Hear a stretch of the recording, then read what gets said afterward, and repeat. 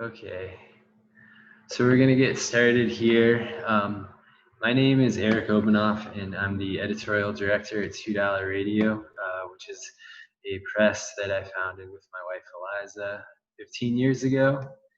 And I'm gonna be talking today to Ken Baumann, who lives in Santa Fe, New Mexico. And Ken is the author of 5 novels and 2 works of nonfiction.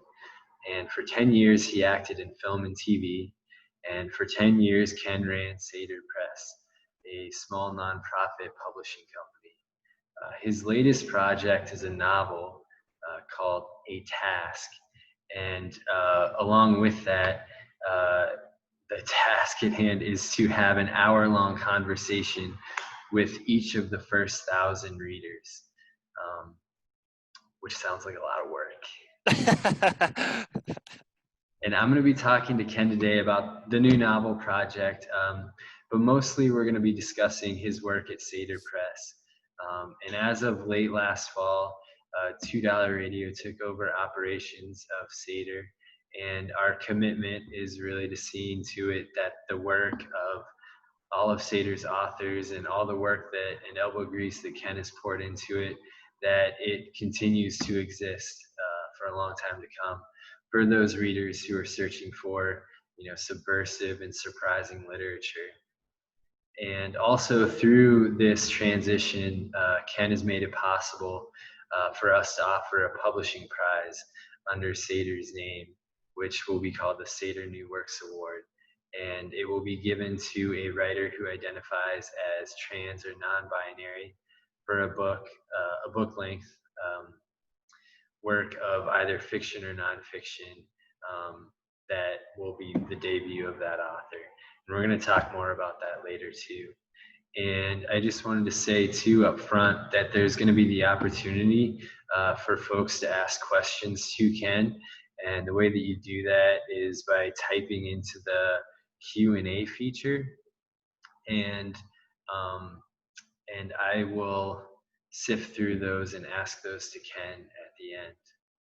So yeah, I'd just like to encourage anyone to ask any questions they might have, anything that you're itching to learn that we might not talk on here. And the other thing I do want to point out is that this conversation is going to be archived on our website, $2radio.com, and it's under the $2 radio tab. And if you want to go back and re-listen to the conversation, or if you want to share this on social media so that other people might check it out, or if anyone might be interested who's not tuning in, that's where you can find all that stuff. Also, we do feel the need to sort of acknowledge the situation and that our conversation is taking place while taking place is between 2 white dudes who are talking about books right now on Zoom, while there's literally the largest civil rights movement ongoing in the history of the world, with massive protests against police brutality, arguing for the rights of Black lives to matter. And at $2 Radio, we run a bookshop too, in addition to the press.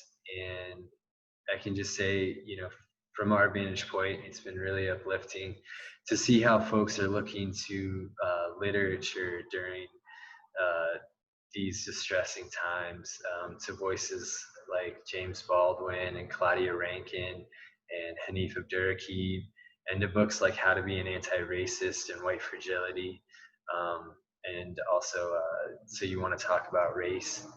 And I saw a tweet from the author of How to Be an Anti-Racist, where he quotes the New York Times, their bestseller list, which they had posted, and with regards to the nonfiction bestsellers between print and ebooks, and 5 of the 15 titles address racism, and the week before there were none.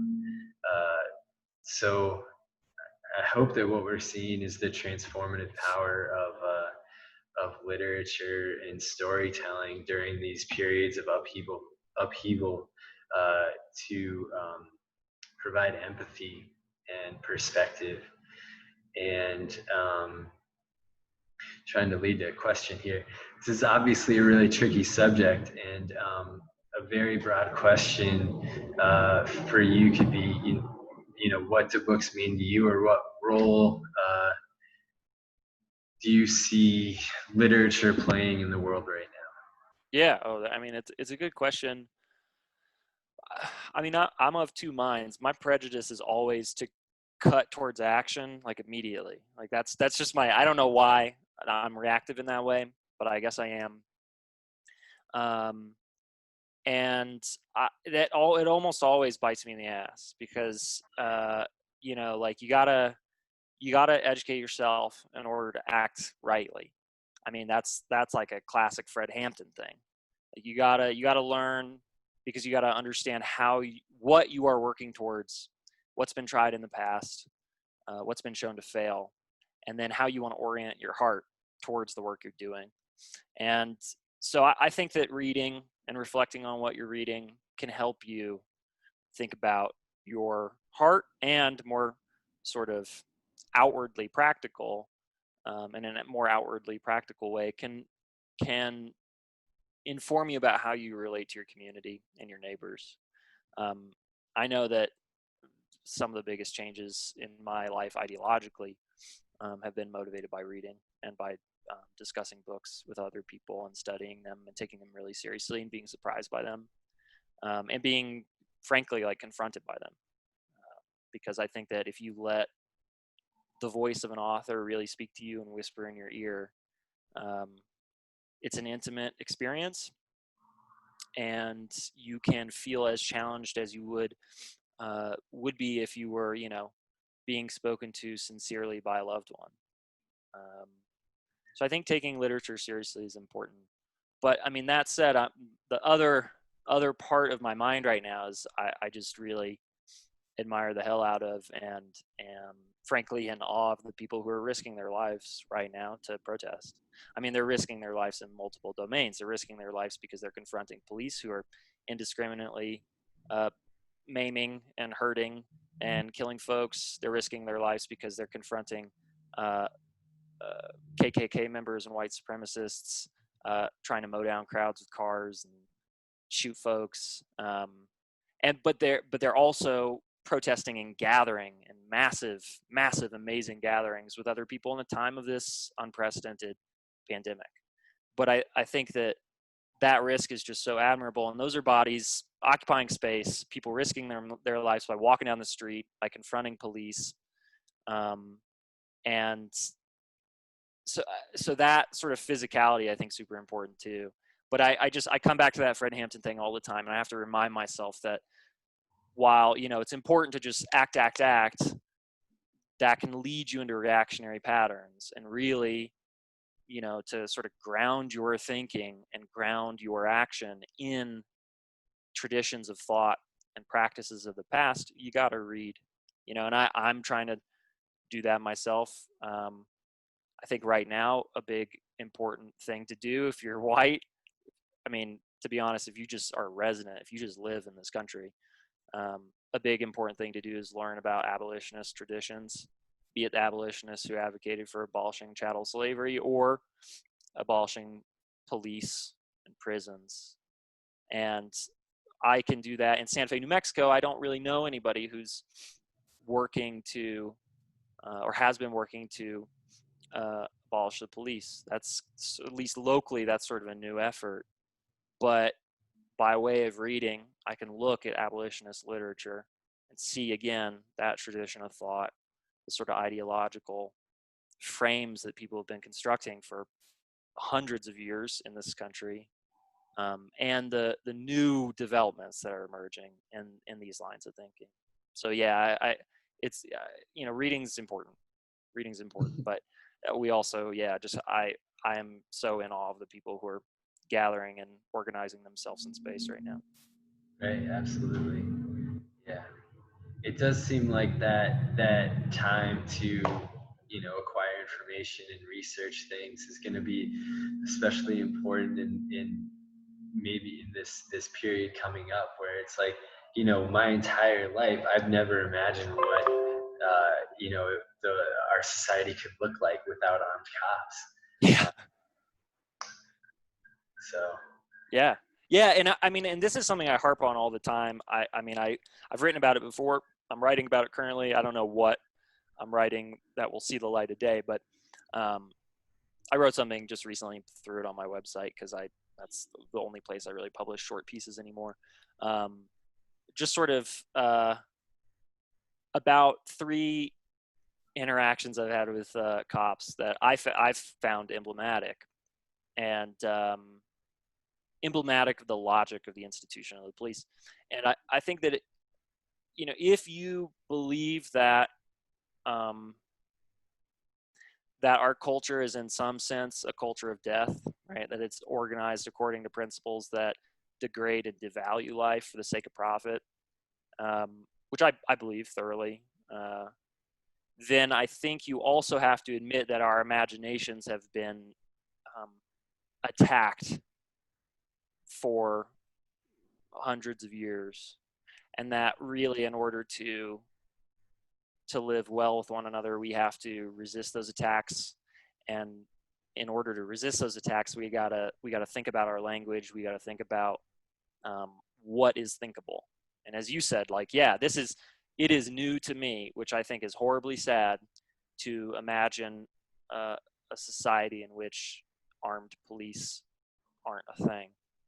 But actually letting yourself imagine the future in a real way and not like a politically hemmed in Overton window type way, I think that's actually a very vital part of organizing. Because again, like, unless we can really, there's a great, like, Marilyn Robinson line in some essay that she wrote for New York Review of Books recently, and it said, like, we've been given the opportunity to do some very basic thinking. And that seems to me to be dead on. Like, this is an incredible opportunity to do some very basic thinking. In other words, think about what we are as a species, what we are as individuals, and really strip away all the bullshit that has been imposed upon us, like the Hobbesian premise that, like, oh, without armed cops, it would just be war of all against all.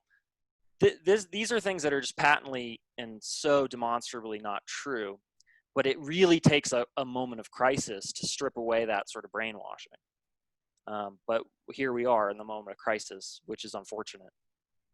And some communities have been living in crisis, not of their own accord, for hundreds of years.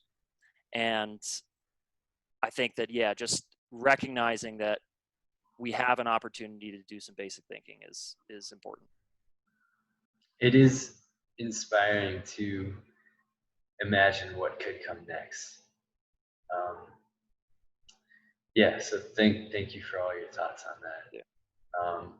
And then I was putting together a lot of bullet points for you, for questions to ask you about Satyr, and I imagine that there are a lot of very similar generic questions that I get all the time about $2 radio. There's a comfort in that, in how you've likely done this elevator pitch a ton of times, but you also might feel like maybe your answers have become somewhat complacent and don't challenge you. So some of these initial introductory questions are going to be very basic and broad, and then we'll maybe like get into some deeper stuff. Cool. Before talking about the press and what makes the author so special.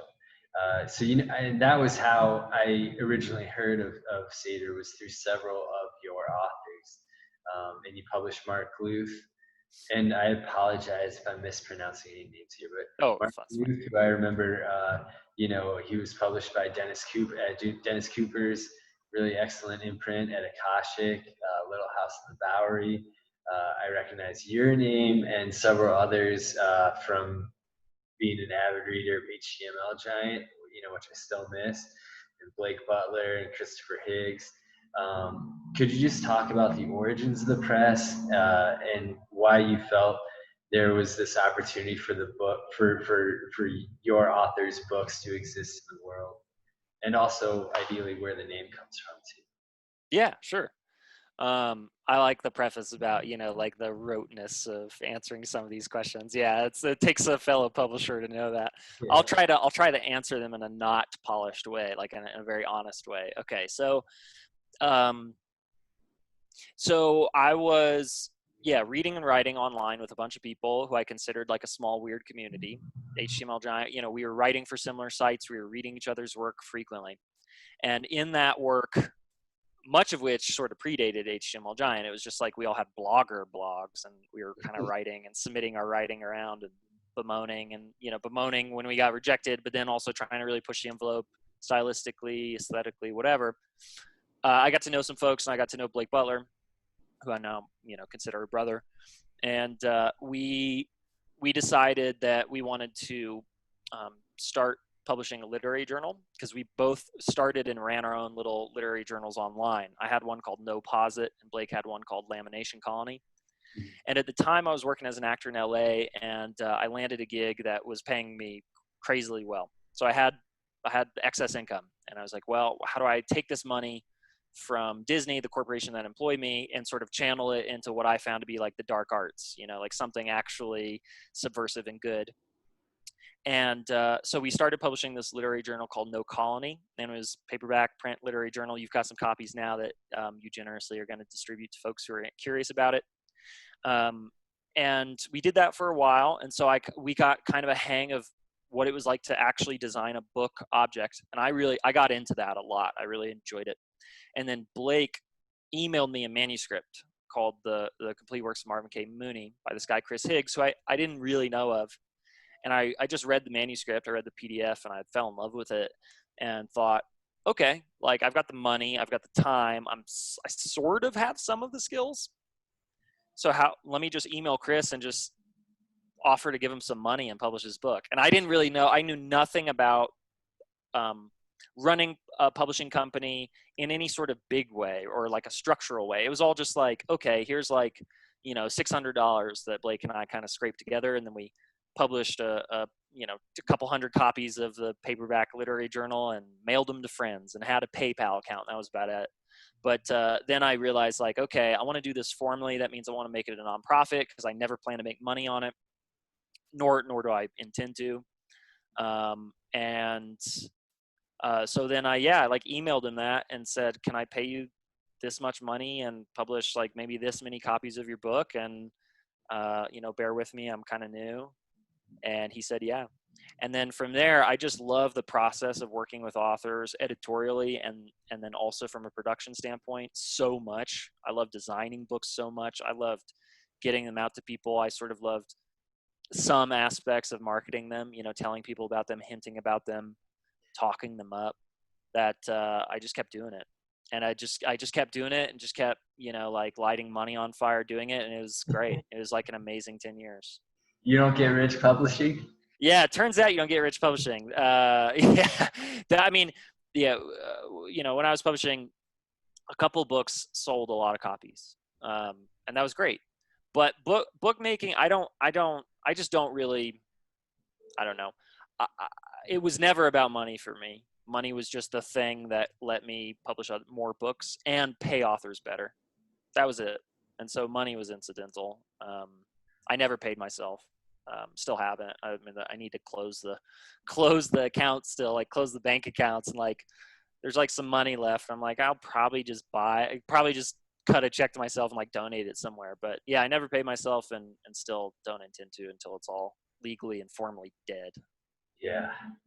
So speaking of the dark arts, when you first raised the topic of $2 radio taking over operations, I asked if you could just send me copies of all the books, and you sent me this just absolutely striking just totem, and it was like this mystical gray box and with the insignia on top, and there was, you had to like fold it open, and then all the books were stacked in there, and it was just like mystical. And there's this regular who comes in our shop. His name's Michael Jackson, and he's an older guy, and he wears overalls, and he smokes a lot of pot, and he walks with a cane, but he's also religious. And he pointed at the box, and he's like, "That's witchcraft." Yeah. He's like, "You got to be careful with that." But there's just like this incredible distinctive beauty, and also just, obviously a lot of concern in the design for that and for all your books and all the packaging. And the design for Eat the Flowers is just like gorgeous, and like a really great argument for like the tactile value of books. Um, do you want to talk about your approach to design, or how you value design, or how you see that maybe enhancing a book? Yeah. Oh, absolutely. Well, thank you.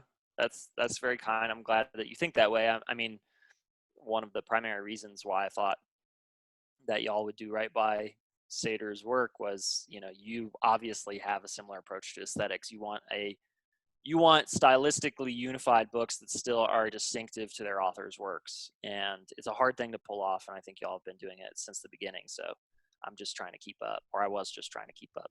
But I think that so I don't, like, I'm not formally trained as a designer. Like, I just was a Photoshop kid, who like learned Photoshop, making stupid stuff for the early internet, and like making myself look cool on MySpace or whatever back in the day. And like, that was how I cut my teeth on the like practical using the tools of design, the like material methods.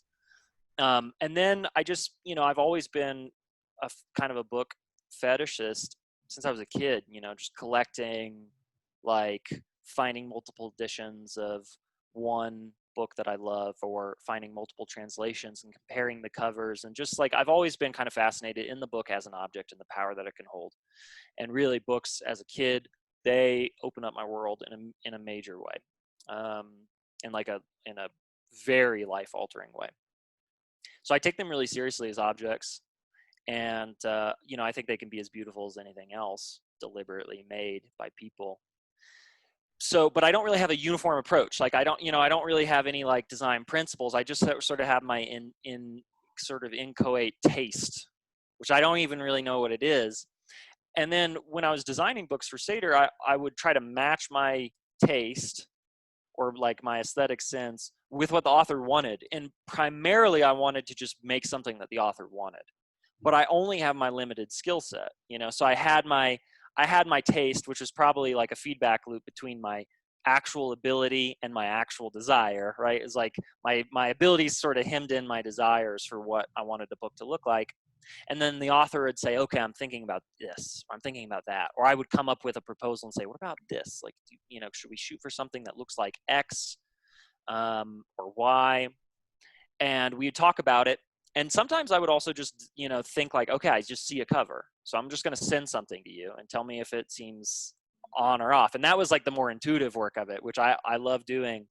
But I loved it all. I mean, I think ultimately design is just sort of like, it's trying to solve a puzzle, but at the end of that puzzle, you don't just get a bit of information. You don't just get like a delightful bit of information that you wouldn't have otherwise have gotten. You get beauty. So it's like it's a really addictive puzzle to solve over and over again. And I think like thinking aesthetically about what kind of books you find beautiful also informs how you think aesthetically about what you want your city streets to look like, or what you want your home to look like, or what you want yourself, your clothes to look like. Anything. Like, it really informs your sense of what people should strive to make.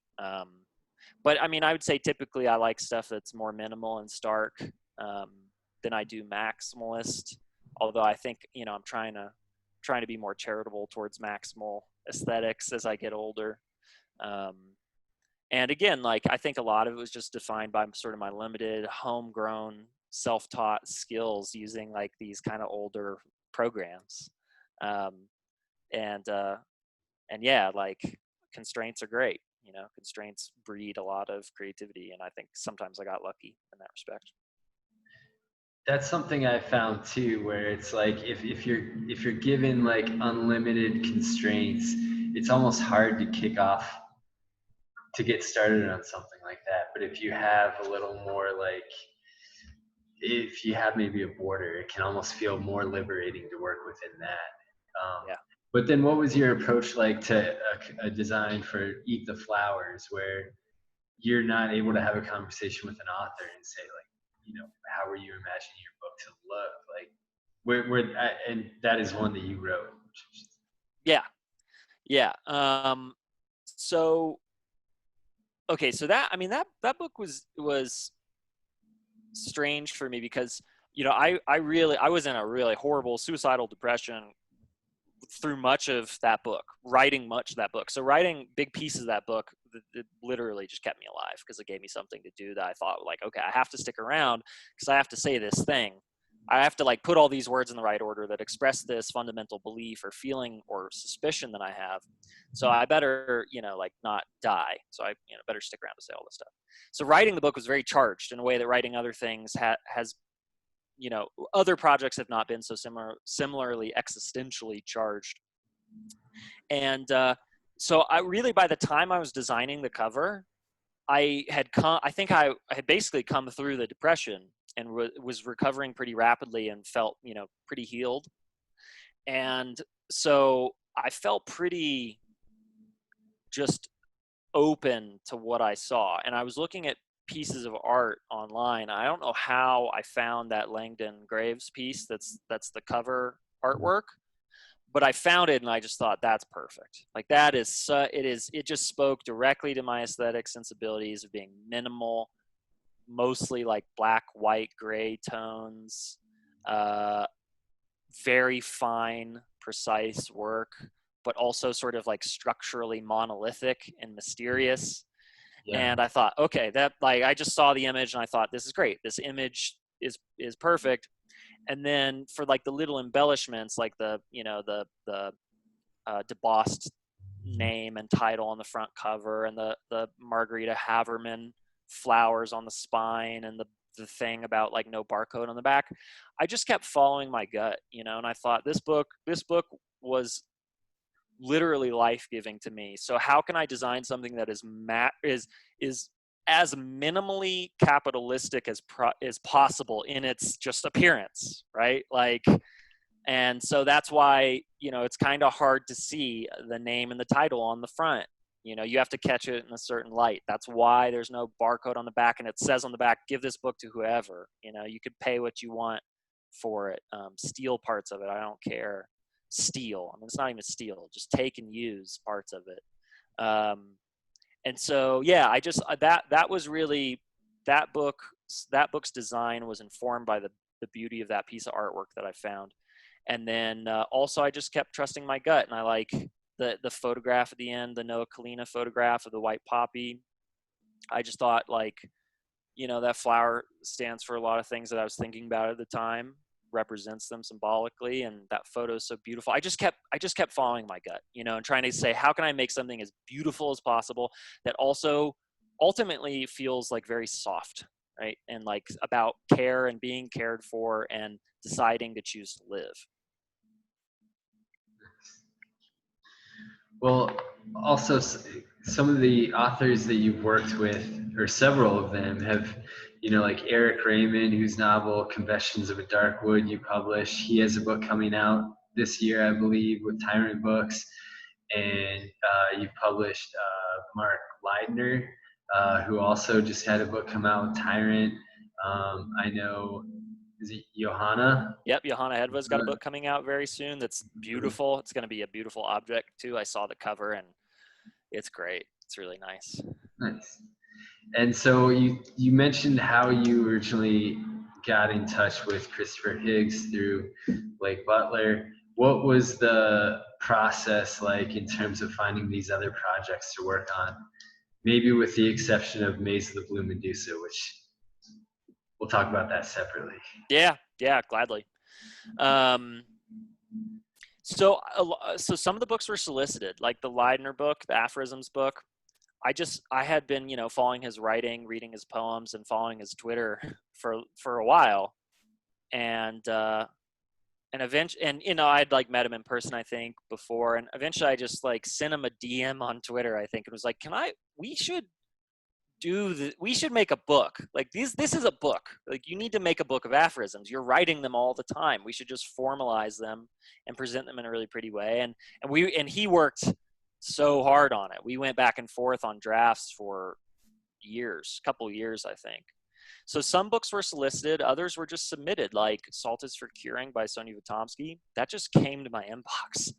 And I just was like, all right, holy shit. Like, you know, sometimes you just open yourself up to the world and the world says, here you go. Like, so, and then books coming out too, I think. Yeah. Yes. I know I'd like to think that my sort of like sense of who's going to continue to produce really great work was good, but I think right now it's going to be borne out in the next couple of years. But yeah, some were just me soliciting the author and saying, I really want to publish your work. Others were random submissions, or not random, but just, you know, submissions when I had open submissions periods. And again, you know, I didn't really have many formal guidelines that I gave to authors other than, you know, show me something that you think like corporate dollars wouldn't be happy to publish for various reasons. Show me something that seems innovative and feels like it revives the sense that literature can express new things in new ways and express things that are contrary to what we would come to expect from a book. And then, yeah, I got lucky a bunch of times over and over and over again. And did you attend AWP in the past? Like, did you go every year? And yeah. No, I went once, and then I went, that's enough for me. Well, actually, no, I take that back. I went twice. I went once. I met a bunch of good people, bought too many books, like filled a suitcase up, went home. And then the next time I went and kind of avoided the book fair and just hung out with friends. But I don't love conventions. Like, I've been to conventions. I don't love them. And yeah, person. it really does. It really does. It's just like, I really hate fluorescent lighting and think it's like actively evil. And conventions are just fluorescent lighting plus salespeople everywhere. And that's, to me, like, I start to just shut down physically. I just like, I can't do it. But I love seeing people. But yeah, I had met some of the authors in person who I wound up publishing, but others, particularly like Eric Raymond, that's a great example. Had never met him in person. And now we're like family. Like, I love him to death. I'd do anything for him. So that, you know, sometimes good relationships just rise up out of the work. So in the case of Eric, he just blindly submitted it to you? His manuscript? Yeah, he just, you know, he said, I admire your work and here's a book. And yeah, that was it.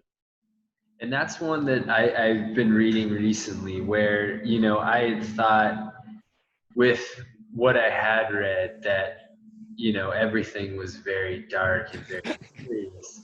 But that is a really funny book. Yeah.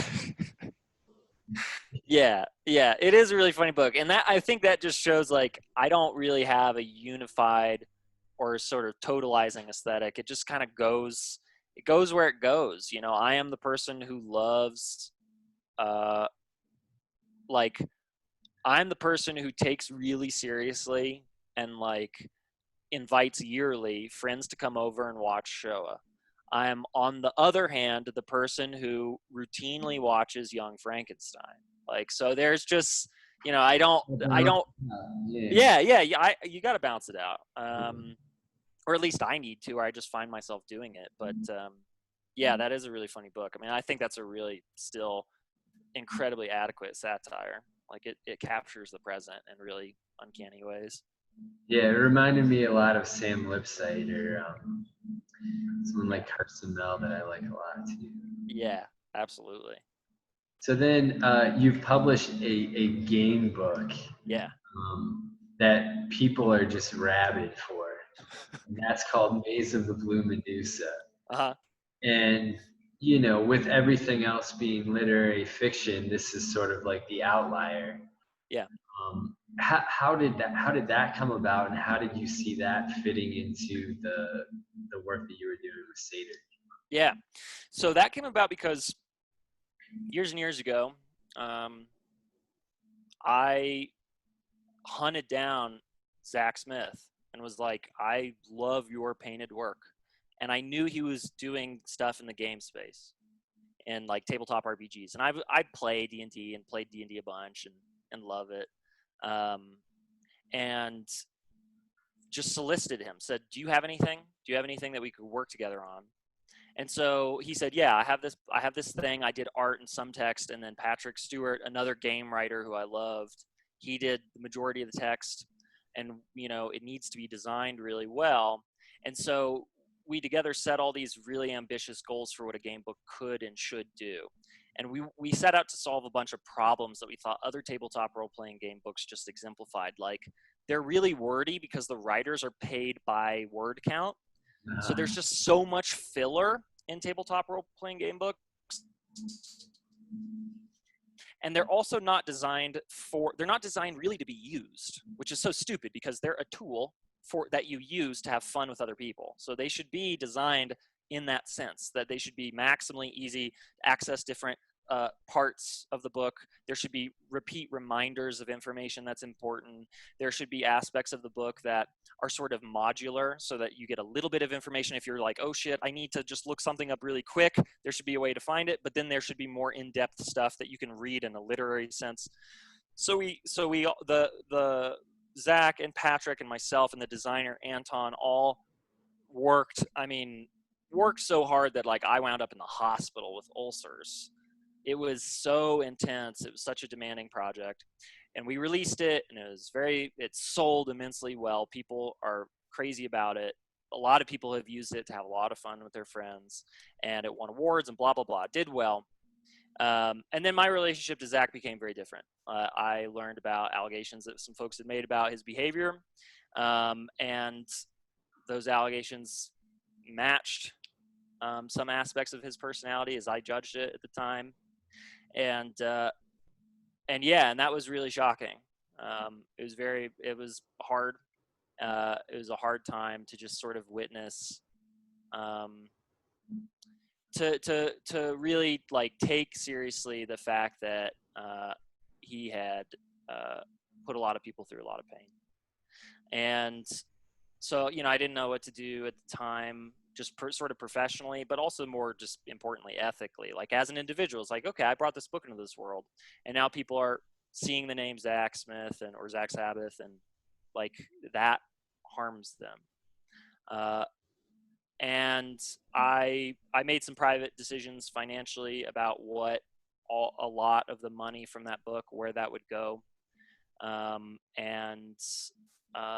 then I realized like this was an effort of multiple people. This is not just a book by Zach Smith. This is a book by Zach Smith, Patrick Stewart, and Anton Kodakovsky, and Sator Press.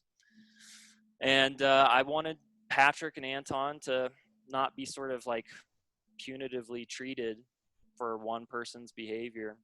So I thought, well, let's keep selling the book, because again, it's a group effort. And the designer and the author, they work their ass off, and I think it's a really beautiful piece of art. Still, I think it stands on its own. I think it's a great game book. Probably still the best game book I think that I've seen. But yeah, it was a very stressful project. But as a product, as just like a book, I think it's a really beautiful, strange, and innovative book still. I can commiserate, I guess with the stressfulness of and having to bottle up some of the stress and the burdens with running a press, and not necessarily knowing what to do. Our situation happened when there was a well-known actor who was threatening to sue us. Oh, very fun. Yeah, no, it was a blast. Yeah, that's great. Yeah, it was a good time. Yeah, it's hard. It's hard. It's like, sometimes you're in positions having staked yourself on somebody else's work. That's what publishers do, right? They stand and say like, look at this amazing thing. And moreover, look at the people who made it. Let's pay them. Let's treat them well. Let's celebrate them. And, sometimes your working relationships with your authors are not always good ones. And sometimes you personally you know, you would like to think that you would behave differently than the author if you were put in that same position, or anybody you work with. I mean, this is just a problem with like us thinking about ourselves as professionals. Like there are certain like blinders that professionalism brings into one's life, and a lot of times you gotta, I think, in order to be ethical, you have to strip away the profession out of your head and just say, okay, what do I have to do as an individual in order to like feel right with myself and with my place in the world? But I mean, at the end of the day, like publishing is about bringing people books. I think that like the death of the author argument or whatever is still a real one, that like ultimately people engage with a book. They're going to read the book. They're going to sort of be spoken to by that work. They're going to reject it or accept it or some variation thereof. And then like the financial ethics of publishing, that's another aspect. But I think it's really ultimately up to the publisher and the people they work with to try to figure out what's best in stressful times. And just, you know, you got to go piece to piece. And that really, in 10 years of publishing, I had like two people who I worked with who, you know, we didn't really get along, and we didn't really condone one another's behavior ultimately. And that's like two people. You know, I worked with tons of people, so it was really like, I guess it was just sort of like a reality check. Working on certain books is like a reality check. You go, okay, you're not going to like love and come to love all your authors.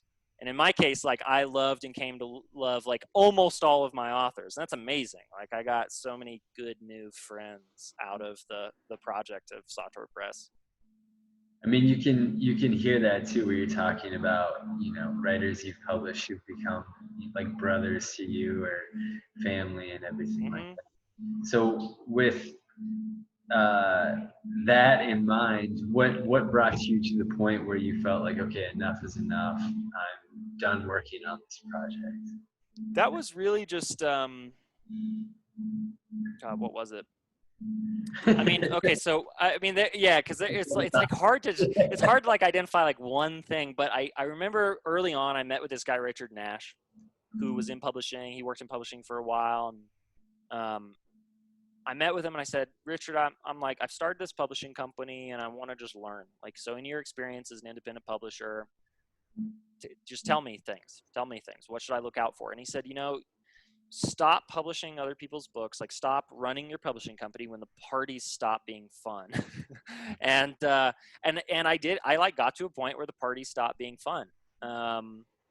And like the, you know, organizing events or thinking about submissions or thinking of doing right by authors, it just started to feel like more of a burden than a joy. And again, I don't really think that's any one individual's fault. It was just me. I think I kind of burnt out, and I felt like I had accomplished what I set out to do, which was publish a bunch of great work that really operated according to its own principles and not some other system's principles. I did that for a long time, and I just kind of lost the fire to do more of it. And I also got to a point where I thought like I would like to spend a little bit more time with my writing, and make my life a little smaller, like constrict it, narrow its focus a little bit, for mental health reasons. And yeah, but that it was really that it was just like a burnout situation, I think. But I wanted, when I stepped away, I wanted to make sure to not abandon the authors and not do wrong by them. I wanted to make sure that the books stayed in print, that people could still find them. Hence this conversation, you know. And do you want to talk about your new project, Task, which sounds sort of like an experiential novel? And what's the idea for that? What was the impetus? So I wrote.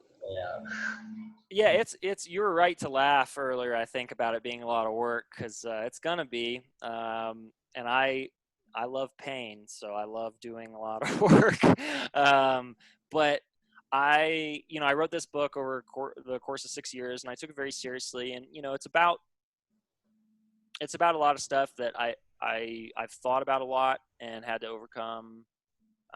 Not overcome. I've just had to live thinking about these subjects for a long time, including suicide and sort of the culture of death that I think is really exemplified in this country, and depression and grief and abandonment, and all this tough stuff. But I wanted to write a really good book with these concerns in mind, and so I wrote a book over a period of 6 years, and then I started to do the like traditional publishing thing, because I thought, man, I really made this great book.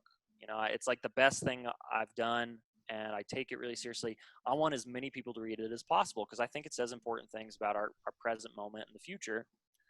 And so I thought, well, most people possible means traditional publishing companies, means the big five, and get a literary agent and get representation and make a little advance and get your book distributed widely and blah, blah, blah. And I've had friends who've done that. And so I tried doing it, and to not really any success for years. And so at the end of that period, I kept thinking, why am I going this way? Particularly when I've gone sort of my own smaller way over and over again, and I know I could do it. Why am I going this way? Why am I asking for permission to publish this book, essentially, when I don't need that permission? And I thought, okay, I know why.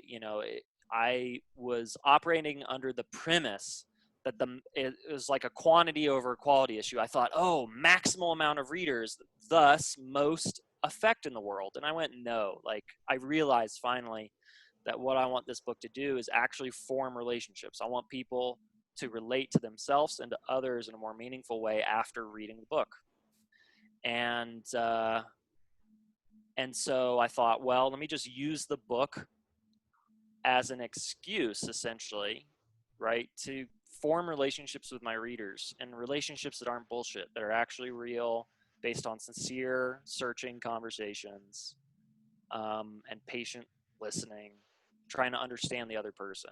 And I thought, okay, like, I can publish this book on my own, in my own way, designed how I want to design it. That was also something I really dreaded over those years of submitting to agents and editors. I was like, oh, damn, like some marketing department is going to get its hands on their designer, and they're going to like wring the designer's neck, and they're going to go, no, you can't design it like this. And that freaked me out, because I really care about book covers and book objects.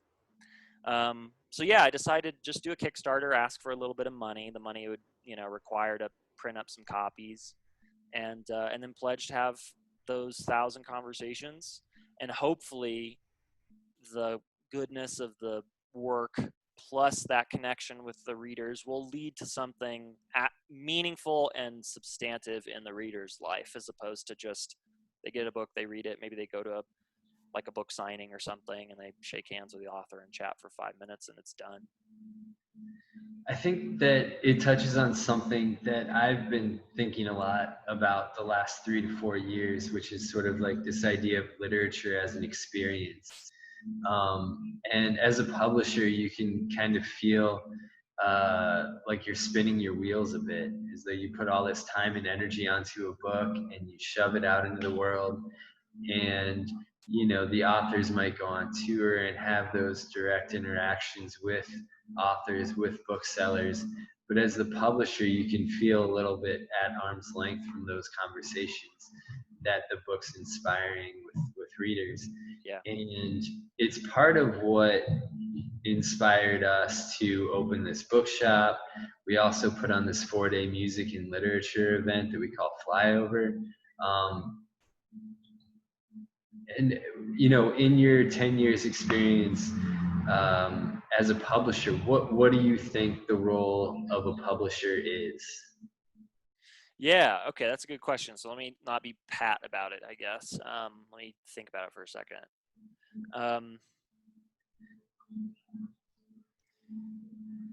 So I think at the beginning of the process of starting the press, I thought a publisher was somebody who pays to have a book published, works with the author to determine what that thing is going to look like, and then make some decisions that are logistical about, okay, how are people going to find the book, right? And that was it. I think after those 10 years, I think the relationship with the point of the publisher is simpler. I think an ideal publisher is somebody who is maximally charitable towards authors, right? That's like it's in some sense that definition is more generic, but I think it's also more particular. It's like a principle rather than a to-do list or something, because I think if you are maximally charitable towards authors, you are giving them as much as you can: energy, time, faith, trust and faith.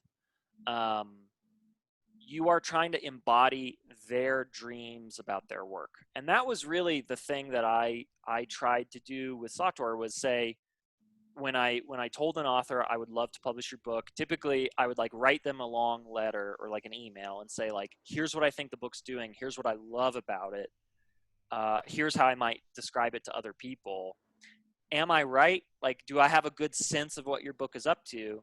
And if and only if I am right in understanding your book, tell me, and then we can talk about actually publishing it. Like, I want to make sure I understand what you're up to, and I want to say what I can do for you.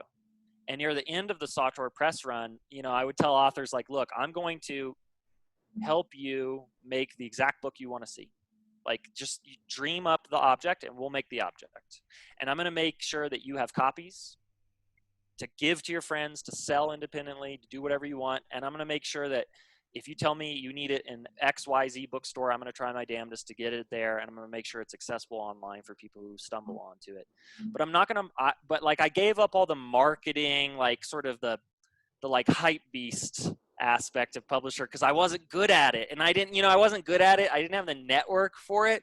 And I also realized, like, I don't care. I don't care about that. I just want to make sure that the author feels good about the object, because that's what they have to live with at the end of the day, is just that object. You know, they got, it gets shipped to you in a box or whatever. You open the box, you see the thing, you have that moment of elation, and then that elation is going to subside. And in some sense, the object is dead in a way, but it lives again when it reaches a reader.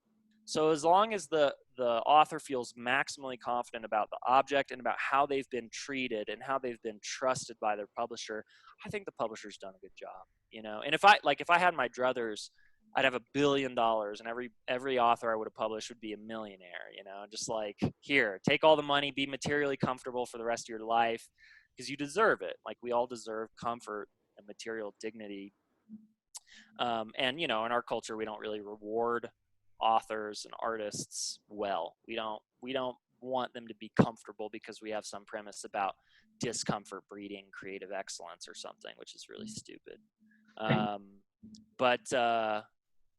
But yeah, so just like, be maximally charitable towards authors, and whatever that means. You know, different authors are going to want different things. And I think that if you just do right by your author, you've done your job. And I do think too, you know, when we're talking about the publishing industry at large, you know, a lot of these larger presses are having to deal with, you know, publish books to meet a quota. And so you can kind of get a sense with a lot of these, even like, you know, slightly larger small presses, where, you know, there might be less passion and enthusiasm behind a project, but they have to keep churning out books, which contributes to this maybe oversaturation of the marketplace and this unfortunate glut of books and demand on publishers to, you know, have new books for each sales season and whatnot. And that's all driven by the large publishers. Yeah. And so I think that you can definitely sense, obviously, with your work and ideally with what we do at $2 Radio too, that there's a lot more passion and enthusiasm behind the work, and you're treating like the authors like human beings rather than, you know, numbers on a spreadsheet and how many copies you expect to sell. Yeah. But I'm curious too, just because you've described yourself as a very social person a couple times now, and you acted, I think you said, for 10 years. And then you also touched on this idea of writing and reading being a solitary act. And it's also very personal too, where it's like a writer is in a dark room in an attic by themselves, writing their manuscript, and they send it off to a publisher. And as a publisher and editor, you're reading it by yourself. And then, you might exchange emails or have a phone conversation about the project, but it's uh, less collaborative, I think, like outwardly, than obviously working in something like film or TV. But how do you feel maybe like those experiences informed you as an editor, as a publisher, um, or maybe vice versa? I don't know. Mm-hmm, mm-hmm. Uh, I mean, I think I got used to understanding creative production as a communal activity by working in film and TV, because you show up, and if you're on like a big job, like a big expensive job, you're working with consistently every day. You're working with and know the names of, and hopefully are friendly to, like upwards of 150 people every day. And I think it's good. It's a good sort of check on the myth of creative work and art as a product of the individual. um I mean, maybe I'm being like too sort of uh too, like, I don't know, stupidly logical or something, but like, no individual is an individual. Like, people aren't people aren't products of isolation. People are products of communities. And when we write, we are speaking with a community of other thinkers and writers who we've read in the past, who we maybe are writing for now, who we admire, or who we expect to come to be. So we're always writing towards the past, we're always writing towards the future and the present simultaneously. And there are multiple people in all of those aspects of time. It's not just one, so the written work is not the production of just an individual, since we're all communal products as entities. And I think I got to know that during my film and TV work. And I also got to know that creative products require a ton of very disciplined and methodical labor, and that people could be treated better or worse depending on the perception of their value in that scheme of labor, right? So there was a little class consciousness that got baked into me by my work in film and TV, and my organizing for my unions as an actor, and helping friends organize for their unions as writers. And I think that hopefully carried over into Sator Press, where I tried to do right by authors. I tried to pay them what I could, pay them sums of money that felt significant to them, that would make their lives easier for a certain amount of time. And also, pass on as much of the money from those sales of those books to them as possible. Pledge not to pay myself, do it. I just tried to be really conscious about, okay, what is my role in this process? How is my worth perceived versus the worth of the authors? I know that there's still some sort of like stately publisher persona that people like. Maybe you hear, oh, the publisher of the New York Times, particularly recently, like, oh, the publisher of the New York Times, and you imagine this like white dude in a suit with like a cigar and like mini leather bound books or whatever. It's just not real. Like that perception is just a capitalist perception that's always imagining the boss is like inherently authoritative. And I wanted to really remove myself from that illusion and just be a publisher as essentially like a good giving friend to the author. And then like a little bit of a hype man, so that somebody could be rooting for you and like, telling other people like, look, this is actually important, so that the author didn't have to do that for their own work. Not because it's illegitimate to do so, it's just hard. Some people have really a real difficulty advocating for their own work, which I also think is, that's a product of our economic system, economic and political system, not a product of just like individual failings. But yeah, so I think a little class consciousness from working in film and TV, and a little thinking about how people should be thought of as artists and not just as the solitary genius individual, but as someone writing towards a community and having come from a community. Mm. So the last question I have for you is just talking about the New Works Award, which is going to be given to a writer who identifies as trans or non-binary for their first book-length work of fiction or nonfiction. And it will be published by $2 Radio, ideally in the fall of 2021 or early 2022. We are accepting submissions right now. This was your idea, which we eagerly agreed with. How did the idea for this award come about? And was it something that you had been toying with doing before? So when I started to think about, okay, how do I quit doing this work responsibly? There's like money in the account, and I thought, well, it's not going to go in my pockets. So what can I do with it that feels important? And what I wanted to do with Sator was really publish voices that were brave. And growing up where I did in Texas, some of my earliest friends when I was a child were trans and gay. And that in the town where we grew up in, and now in any circumstance, expressing yourself and telling people who you really are and asking and demanding that they respect you for who you really are is very, very brave.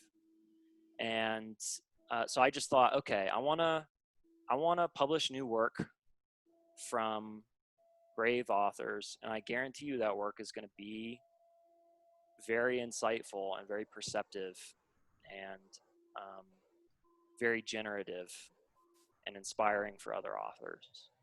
So I just thought it was a small thing to do. It was an easy thing to do, right? Like the money was just there, and it's not hard to transfer some money from one account to another and to just pledge to do something right. And it felt like the right thing to do, and it felt like an obvious thing to do. And hopefully people find it useful, readers and authors alike. And it's also I'll say it's a selfish thing to do because I really want to read these books, and I really and I really want to see these authors like start their careers is a word. It's not really an adequate word, but like start their vocations and get some attention and begin to get that cool feedback loop of like interacting with readers and establishing yourself in a literary community and letting those interactions and those relationships inform your future work. And so it's just, it's very selfish, but it's also just seemed to me the kind of obvious right thing to do. And then the last thing I want to touch on, the Sator, which you say Sator, I have been saying Sator. There's no wrong way. It's okay. Put a little Ohio flavor on it, a little Ohio spin. Sure. But do you want to talk about the square, which I was showing that to my son like a couple nights ago, my 10-year-old son, and it blew his mind. Whoa! Oh, that's great. Yeah. Oh, that's cool. Okay. Well, you just told everybody everything they need to know about it. Is like the child's wonder at the thing. Like that's I wanted like a glyph that would just visually seem striking and but at the same time not be what's the word? Not be like superficially visual. Like, I didn't want graphical elements. I just wanted text. And I found that and I just thought it looked cool. I mean, that was essentially it. I found it. I thought it looked cool. I thought, oh, like a palindromic structure in multiple directions that's connected to the past and yet seems to kind of like promise a little mystery. I think that's what, deciding to be a publisher in the 21st century is. You're connecting yourself to your tradition. You can be sort of looked at from the perspective of the future and the past. And hopefully you're doing work that's a little bit mysterious and a little bit compelling to, the 10-year-old sense of wonder too.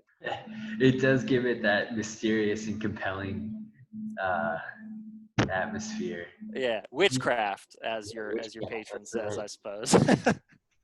Does anyone have any questions for Ken before we wrap it up? Now's the chance. I will say after we sign off here, we'll process the video over the next day or two, and then it'll be posted to the $2 Radio YouTube channel, and then it's going to be archived on our website, which is $2radio.com. And you go to $2 Radio, and that's where this conversation will be.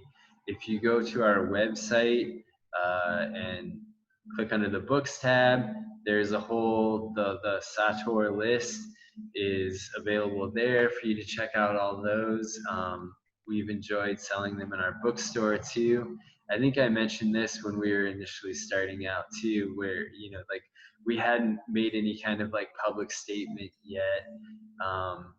But someone was looking for the Maze of the Blue Medusa book, and he was saying how he was just searching anywhere online where he could find a copy, and he plugged it in and it showed up as in stock at our shop. He lives like a half-mile away, and it blew his mind that he didn't have to order it from across the world, but that the one place where he was able to get copies at that exact moment in time was at our store. Oh my God. It was pretty cool.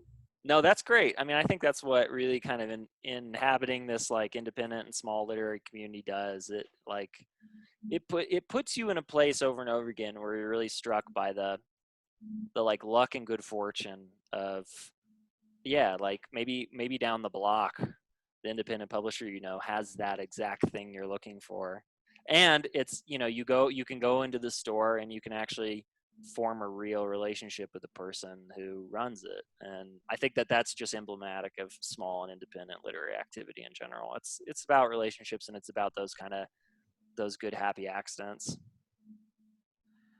That's a great note to end on. Thanks so much, Ken, for talking with us again.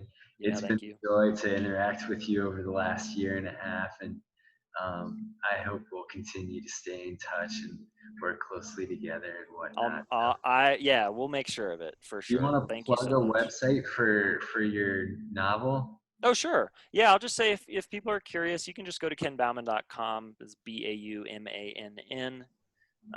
Or if you just right now, I think there are 5 or 4 days left in the Kickstarter. If you just Google Kickstarter a task Ken Baumann, you'll find it. And yeah, if you want to read that novel and have an hour-long conversation with me, you can do so for I guess the low starting price of $1.